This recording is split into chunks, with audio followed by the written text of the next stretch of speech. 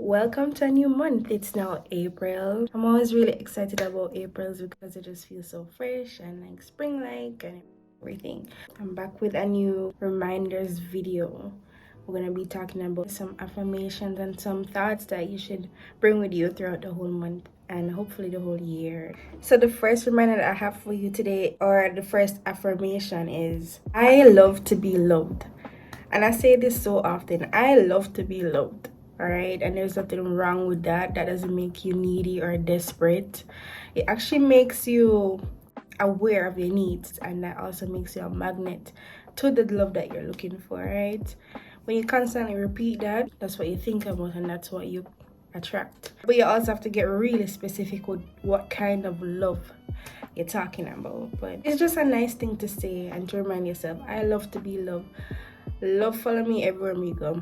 Wherever I go, love goes. And that's really simple, and it's a really sweet reminder or affirmation to keep in your mind throughout the day and throughout every relationship or friendship or new connection that you're gonna make. I love to be loved because that is my requirement.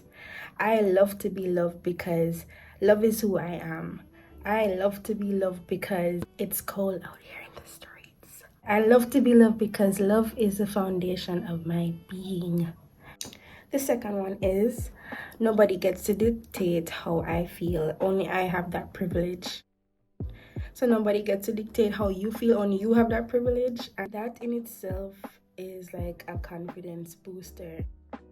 I have to check myself, you have to check yourself, and you have to review what's going on in your mind and your body and how you feel before anybody else can get to report on how you feel.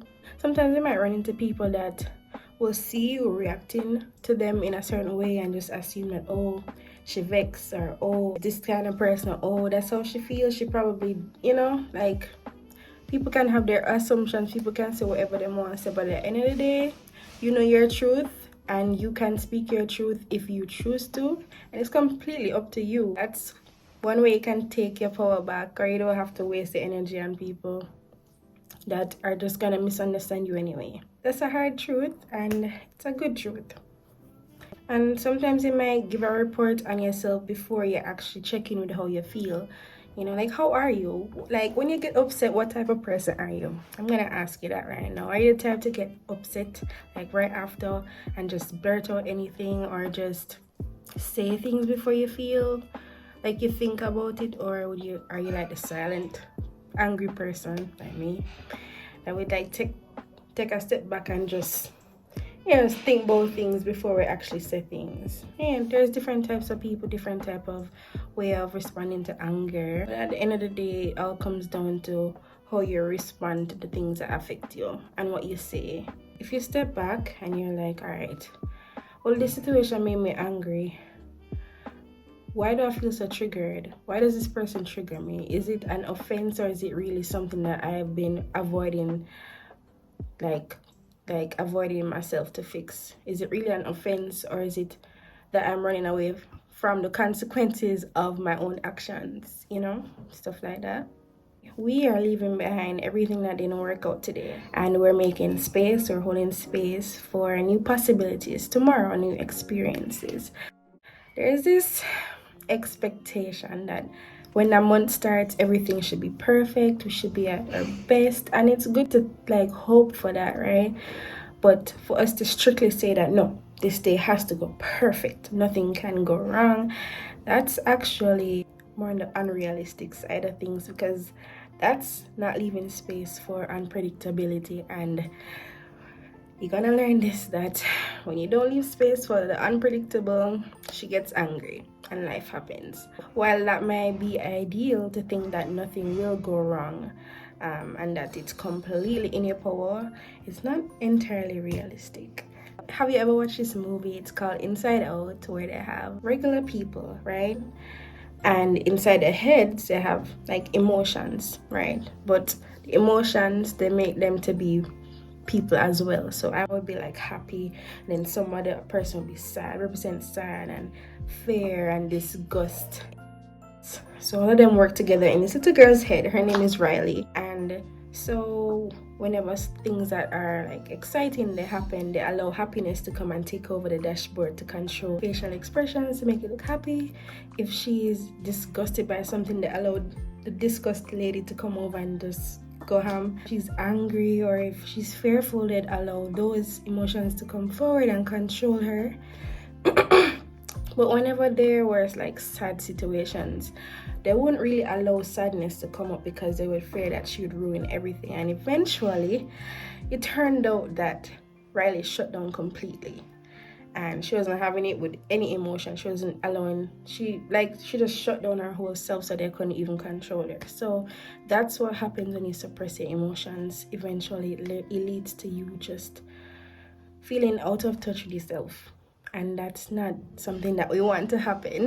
If things didn't go as planned yesterday or today, acknowledge that, hey, you know what, I should always make room for unpredictability. As much as I want things to go my way 100%, there should always just leave in your mind this think that there's a 10% slot that things might not go as planned. And that's just unpredictability for her to just do whatever she wanted, because whether I like it or not, life is going to happen. Life is gonna be unpredictable, so might as well make some space or like be aware of that. Hard thing to ask of you, I know, but when you start pre things the way there, you don't get flustered as much, or you don't like get upset as much when things don't go your way. That's really just all that I wanted to share for April, so I'll just go over them again. I'll just read them. So the first one is, I love to be loved. You love to be loved, right? Nobody gets to dictate how I feel, only I have that privilege. Nobody gets to dictate how you feel, only you have that privilege.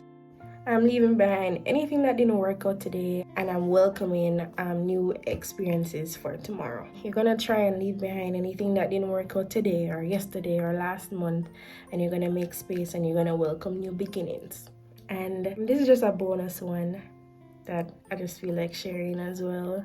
Every situation gives you the chance to grow. Every situation gives me the chance to grow and to develop. I'm amazed at how complex the brain is. Like, there's some things that I can remember, like some stupid things, like some random something where somebody saying at the taxi last week, or this dog that was running across the road, or, you know, like, why do I remember that? And that's crazy. You know, when you have a camera and you just constantly snapping, that's your brain. So you really have to be careful of the thoughts that you keep going over in your mind, or like the beliefs that you have. All of these predicted experiences, or the unpredictable things that I was speaking about not too long ago, all of these get saved in your brain somewhere, even though sometimes you might not be able to like front that memory, like bring it to the front, I like to say.